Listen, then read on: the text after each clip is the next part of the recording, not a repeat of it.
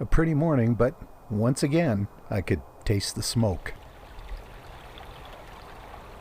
There was so much of it in the air that even this blue heron looked miserable.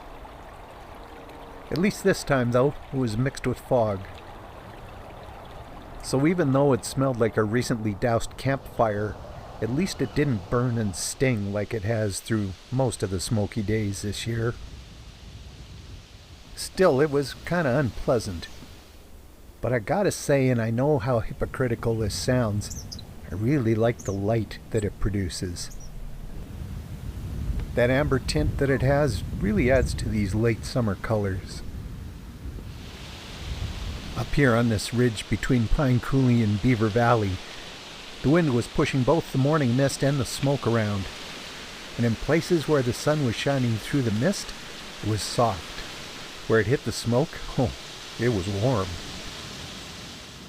The wind was coming out of the southwest and it was pushing the smoke and the fog up over top of the ridge. But it eddied down below at the head of Beaver Valley. And now with the day starting to get warmer, the fog was burning off. But the smoke, it still stayed. The valley widens out quite a bit though as you go south. And once I got down a little ways, the smoke, though it was still pretty thick, it was starting to disperse a bit. And in that thinning smoke I found this herd of donkeys. And a cow that decided to photobomb. Thanks, Bessie. The smoke was thinning pretty quickly now, but the light shining through what remained, oh man, what it did to the greens, just gorgeous. And I'm sure even though these gophers probably don't even see in color, they approved. This eagle probably couldn't have cared less. These American pipits, they seemed to be more concerned with that pair of red-tailed hawks that was flying overhead. I was getting closer to the mountains now, and even though there was still quite a bit of smoke in the valleys, up in the higher country, it had thinned out substantially. It was a lot easier to spot these bluebirds. And this young Swainson's hawk took off and flew into a pretty much clear sky.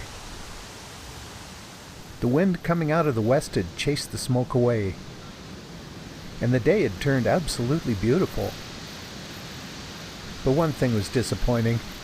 This is one of my favorite ponds. I've seen trumpeter swans and sandhill cranes here almost every year. But it's been so dry that, it's pretty much gone. Which makes me wonder about how much autumn color we're going to get this year. I really hope the leaves don't just dry up and fall off. But if they do, there's always geraniums. They've already started to turn color. This was just one leaf, but soon there'll be many, many more.